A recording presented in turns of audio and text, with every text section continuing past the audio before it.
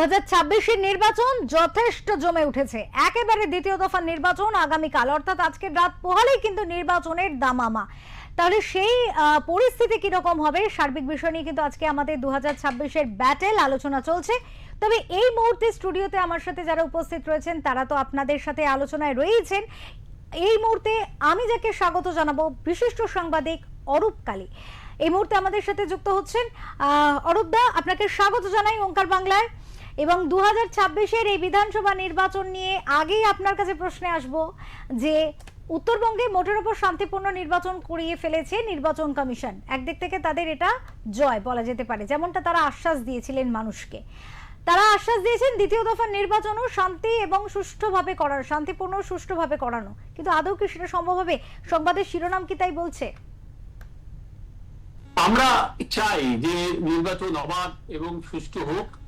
বিশেষ করে আমরা প্রথম দফার ভোটে দেখেছিলাম যে শুধুমাত্র যে নির্বাচন অবাধ বা সুষ্ঠু হয়েছিল সেটা নয়, 93% ওপর মানুষ তাদের ভোটাধিকার প্রয়োগ করেছিল। বলা যেতে পারে ভোট বক্সে সুনামি। বাংলার যে ভোটের সংস্কৃতি, যে ভোট মানে হিংসা, ভোট মানে বোমাবাজি, ভোট মানে লুটতরাজ, ভোট মানে লাশ পড়া, তার থেকে আমরা দেখেছিলাম প্রথম দফার ভোটে বাংলা বেরিয়ে আসতে পেরেছিল। থ্যাঙ্কস, এটার জন্য নিঃসন্দেহে ধন্যবাদ প্রাপ্য নির্বাচন কমিশনের। কিন্তু প্রথম দফার পর দ্বিতীয় দফায় আমরা যখন ঢুকছি, অর্থাৎ আগামীকাল যখন আরো 42টা বিধানসভায় আমাদের কেন্দ্রে ভোট হবে, তখন কিন্তু এটা ঠিকই নির্বাচন কমিশনের সামনে আবার তাকে নতুন করে পরীক্ষায় বসতে হবে, যথেষ্ট শক্ত চ্যালেঞ্জের মুখোমুখি। কারণ যে এলাকাগুলোতে দক্ষিণ 24 পরগনা হোক, উত্তর 24 পরগনা হোক, যেখানে ভোটটা হবে, সেখানে কিন্তু আমরা বারবার করে দেখেছি যে একটা হিংসার রাজনীতি। আমরা গত কয়েকদিন ধরে যদি দেখি তাহলে কিন্তু দেখব সে জগদ্দল হতে পারে, সে ভাটপাড়া হতে পারে, সেটা ভাঙড় হতে পারে, সেটা ফলতা হতে পারে, একের পর এক কিন্তু ঘটনা ঘটছে। এবং সেটা কোনো সময় পুলিশের সামনে ঘটেছে, কোনো সময় সিআরপিএফ এর সামনে ঘটেছে। আমরা দেখলাম ভাটপাড়ায় যিনি বিজেপির বিধায়ক ছিলেন, তার যে নিরাপত্তা কর্মী, তার পায়ে গুলি লেগেছে।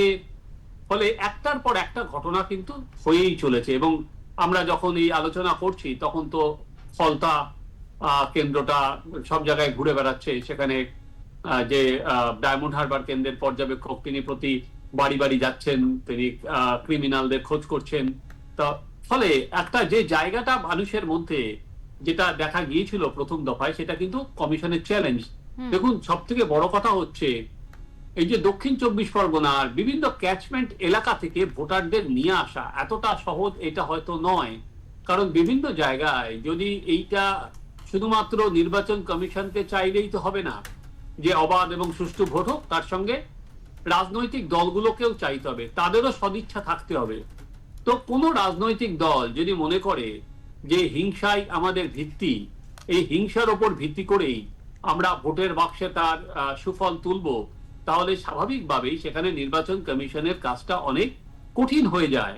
কারণ তারা মনে করে, আমাদের এই যে বললাম যে ভোটের যে হিংসার সংস্কৃতি দীর্ঘদিন ধরে, আমরা যখন আর কি সিপিএম এর আমলে ভোট কভার করতে যেতাম, তখন কিছু কিছু জায়গা ছিল, যেমন শাসন, সেখানে মজিদ মাস্টার, কেশপুর, আরামবাগ, গোঘাট এবং দক্ষিণ 24 পরগনার বিভিন্ন এলাকা প্রায় আমরা ঢুকতেই পারতাম না। বিভিন্ন সময় সেখানে দাঁড়িয়ে নানা হুমকির মুখে পড়তে হয়েছে বারবার করে আমাদের ভোট কভার করতে গিয়ে। এখন যেটা একটা সময় ছিল হচ্ছে শাসনের হয়তো মজিদ মাস্টার, সেই জায়গাটাই এখন অন্যরা কেউ দখল করেছে। ফলে এই যে ভোটের যে সংস্কৃতি, হিংসার যে সংস্কৃতি, সেটা কিন্তু থামেনি। ফলে নির্বাচন কমিশন প্রথম দফায় সফল হয়েছে, এখন দেখায় দ্বিতীয় দফার ভোটে নির্বাচন কমিশন কতটা সফল হয়। আরো একটা প্রশ্ন আপনার কাছে রাখবো যে এই যে উত্তরবঙ্গে আমরা যখন এর আগের দিন আলোচনায় ছিলাম, তখন কিন্তু আমরা এই বিষয়টা নিয়ে সত্যি আলোচনায় ছিলাম যে পূর্ববর্তী যদি নির্বাচনগুলি দেখে আসি, তাহলে কিন্তু উত্তরবঙ্গ একটা যথেষ্ট শান্তির জায়গা, বলে স্বস্তিদায়ক জায়গা বিজেপির জন্য। কিন্তু এবারের নির্বাচনটা দ্বিতীয় দফা দক্ষিণবঙ্গ, যেটা কখনোই স্বস্তিদায়ক বলা যায় না যদি আমরা আগের নির্বাচনগুলো দেখি। কিন্তু এই নির্বাচন তো অনেকাংশে আলাদা। তাহলে সেই জায়গা থেকে দক্ষিণবঙ্গে বিজেপিকে যদি আসন নিজেদের সংখ্যা বাড়াতে হয় তাহলে যথেষ্ট একটা টাফ ফাইট তাদের দিতে হবে। তো এই যে একটা লড়াই, তো কোথাও গিয়ে কি বিজেপির সফল হতে পারে, এমন সম্ভাবনা কি আছে? দেখুন, এবারের ভোটে আমার কাছে এক্স ফ্যাক্টর, যেটা একদিকে তৃণমূল কংগ্রেস বলছে এসআইআর, বিজেপি তার প্রতিষ্ঠান বিরোধিতা তুলে ধরছে, এটা তো চলছেই, ন্যারেটিভ কাউন্টার ন্যারেটিভ। কিন্তু আমার কাছে এবার নির্বাচনে অন্যতম এক্স ফ্যাক্টর হচ্ছে হিন্দু ভোটের কনসলিডেশন। সেটা কিন্তু আমরা আগের যেগুলোর প্রথম পর্বে যে ভোট হয়েছে, উত্তরবঙ্গ হোক, সেটা রাঢ়বঙ্গ হোক বা জঙ্গলমহলে হোক, কিছু কিছু কেন্দ্রে আমরা যেগুলো দেখেছি একেবারে হিন্দু অধ্যুষিত কেন্দ্র, সেখানে কিন্তু 97%, 98% পোল পর্যন্ত হয়েছে। ফলে একটা হিন্দু ভোটের কনসলিডেশন হচ্ছে। এবার সেটা জানা নেই যে হিন্দু ভোটের কনসলিডেশনটা কত জোরের সাথে হচ্ছে, কতটা হয়েছে। আমরা প্রতিটা নির্বাচনে যেটা দেখি, মুসলিম ভোটের কনসলিডেশন সম্পর্কে আমরা পরিচিত, যে কোনো জায়গায় মুসলিম ভোটের কনসলিডেশন হয়, সেটা 90%, 92% মুসলিম ভোটের কনসলিডেশন হয়। এবং 2021-এর নির্বাচন হোক, 2024-এর নির্বাচন হোক, এই মুসলিম ভোটের কনসলিডেশনের সুফল কিন্তু তৃণমূল কংগ্রেস পেয়েছে। যা মুসলিম ভোট পড়েছে তার 90% তৃণমূলের ভোট বাক্সে গিয়েছে। কিন্তু এবারই প্রথম দেখা যাচ্ছে যে একটা হিন্দু ভোটের কনসলিডেশন হচ্ছে। এবং আবারও বললাম, যেটা আন্ডার কারেন্ট, এটা কতটা হচ্ছে আমরা সেটা জানি না, সেটা ভোট বাক্স খুললে বোঝা যাবে। কিন্তু হিন্দু ভোটগুলোতে, যেখানে শুধুমাত্র হিন্দু ভোটটা ম্যাক্সিমাম, সেখানেও কিন্তু 95-96% ভোট পড়েছে। এমন 15টা বুথ পাওয়া যাচ্ছে নর্থ বেঙ্গলে, যেখানে প্রায় 100% ভোট বা লোকে ভোট দিয়েছে, এবং সেগুলো বেশিরভাগটাই হিন্দু অধ্যুষিত ভোট। আমি আবার বলছি, যেটা জানা নেই যে এই আন্ডার কারেন্টটা কতদূর বইছে। আমরা যদি দেখি, এই যে নির্বাচন কমিশন যে ভোট কেন্দ্রগুলো ঠিক করেছে বা যেভাবে ভোটের দফা ঠিক করেছে, তার পেছনেও একটা পরিকল্পনা আছে। যে প্রথম দফায় যে ভোট কেন্দ্রগুলো বাছা হয়েছে, যদি উত্তরবঙ্গের 54টা কেন্দ্র যেটায় বিজেপি এগিয়ে, তার সেটা হচ্ছে রাঢ়বঙ্গ এবং জঙ্গলমহল, তার আরো 56টা কেন্দ্র, যেটাও অনেকটাই বিজেপির হোল্ড খুব ভালো। সেখানে প্রথম দফার ভোট হয়েছে, এবং সেই প্রথম দফার ভোটে একটা হাওয়া তোলা, যেটা দেখা যাচ্ছে যে 93% মানুষ ভোট দিয়েছে। এটা ঠিক যে এসআইআর এর ফলে ভোটার কমে গেছে, সেই পার্সেন্টেজ বেড়েছে, কিন্তু তার উপর দাঁড়িয়েও আরো 2% কিন্তু অনেক বেশি ভোট দিয়েছে। ফলে এই যে একটা হাওয়া উঠেছে, কি হাওয়া? সেটা হচ্ছে নিজের ভোট নিজে দেওয়া যায়। গত কয়েকদিন ধরে আমি বিভিন্ন মানুষের সাথে কথা বলেছি, ক্রস সেকশন, যারা গরিব প্রান্তিক মানুষ, এই যে দক্ষিণবঙ্গে এবং বিশেষ করে দক্ষিণ 24 পরগনায় বহু মানুষ ভোট দিতে পারেনি, 21-এ ভোট দিতে পারেনি, 24-এ ভোট দিতে পারেনি। তাদের কেউ বলছে তাদের ভোটার কার্ড কেড়ে রাখা হয়েছিল, কেউ বলছে তাদের হুমকি দেওয়া হয়েছিল, তারা বুথ পর্যন্ত আসতে পারেনি।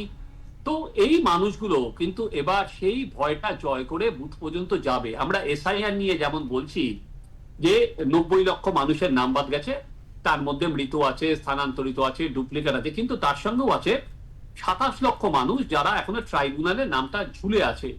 কিন্তু আমার মনে হয় এই 27 লক্ষ সংখ্যাটাও হয়তো কোনো জায়গায় দক্ষিণবঙ্গে ছাপিয়ে যাবে, যাদের ভোটার কার্ড আছে কিন্তু তারা ভোট কেন্দ্র পর্যন্ত যেতে পারেনি। আমি একটাই বলতে পারি যে আজকে যে ডায়মন্ড হারবারের কথা আমরা বলছি, কেন বলছি?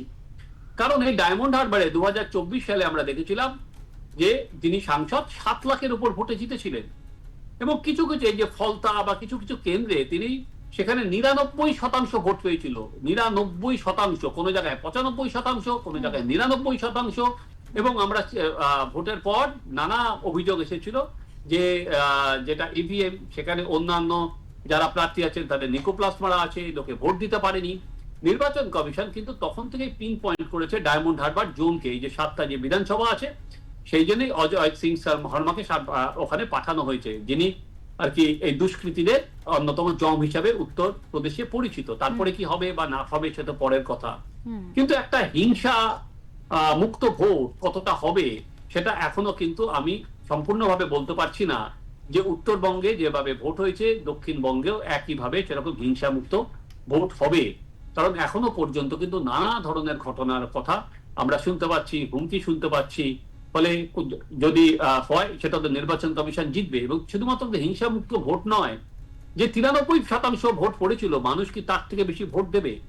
সেটা হয়তো শাসকের কোনো জায়গায় ভয় যে যদি বেশি ভোট পড়ে, আমরা ধরে নিই অনেক সময় সেটা প্রতিষ্ঠান বিরোধিতা হয়। অবশ্য তার পাল্টাও আছে, যে বেশি ভোট পড়লে বিহারে আমরা দেখেছিলাম এনডিএ জিতেছে, কিন্তু এটা একটা সবসময় ভয়, আমি কন্ট্রোল করতে পারছি না, আমি জানতে পারছি না, সেই একটা ভয় হয়তো কোনো জায়গায় কাজ করে। তাই হিংসা মুক্ত ভোট আমরা চাই, কিন্তু সেটা কতটা হবে নির্বাচন কমিশনকে আবার একবার পরীক্ষায় বসতে হবে। একেবারে অনেক ধন্যবাদ অরূপদা আপনাকে আমাদের সাথে থাকার জন্য, মূল্যবান মতামত নির্বাচন নিয়ে আমাদের সাথে ভাগ করে নেওয়ার জন্য অনেক ধন্যবাদ। আমরা যে আলোচনায় ছিলাম 26-এর ব্যাটেল প্রথম দফার নির্বাচন শান্তিপূর্ণভাবে মোটের ওপর হলেও দ্বিতীয় দফার নির্বাচন নিয়ে কিন্তু অনেক প্রশ্ন রয়েছে। যেমন অনেকগুলি আসন এই মুহূর্তে যেমনটা সংবাদের শিরোনামে উঠে আসছে, সারা দিন ধরে কিন্তু দেখা যাচ্ছে যে অনেক রকম বিভিন্ন বিষয় নিয়ে ইস্যু উঠে এসছে। এর আগে কখনো ভাঙড়, কখনো জগদ্দল, কখনো ফলতা, এই যে কখনো আরামবাগ, এই যে সার্বিক বিষয় নিয়ে দ্বিতীয় দফার নির্বাচন কেমন হবে এটা নিয়ে কিন্তু একটা প্রশ্ন, সন্দেহের অবকাশ কিন্তু রয়েছে। যদিও নির্বাচন কমিশন কিন্তু তাদের মতো করে তৎপর রয়েছে, বলা যেতে পারে অতি সক্রিয়তার সাথে কিন্তু তারা চেষ্টা করছে আপ্রাণ সুষ্ঠুভাবে এই নির্বাচন সম্পন্ন করার জন্য। এবার শতাংশের নিরিখে যদি কথা বলা হয়, 93% কিন্তু উত্তরবঙ্গের নির্বাচনের ক্ষেত্রে বা বলা যেতে পারে প্রথম দফার নির্বাচনের ক্ষেত্রে কিন্তু আমরা দেখেছি। দক্ষিণবঙ্গের নির্বাচনের ক্ষেত্রে সেই শতাংশ কতটা পৌঁছয় সেটা নিয়েও কিন্তু দেখার বিষয় থাকবে, যা আমরা আগামীকাল অবশ্যই সারা দিন ধরে আপনাদের সামনে তুলে ধরার চেষ্টা করব। তবে আজকে 2026-এর ব্যাটেলের আলোচনা এ পর্যন্তই। স্টুডিওতে যারা উপস্থিত রয়েছেন তাদের প্রত্যেককে ধন্যবাদ জানাবো। আপনারাও ভালো থাকুন। দ্বিতীয় দফার নির্বাচনে ওঙ্কার বাংলা সার্বিকভাবে সকাল থেকে থাকবে আপনাদের সাথে। দেখতে চোখ রাখুন ওঙ্কার বাংলার পর্দায়। নমস্কার।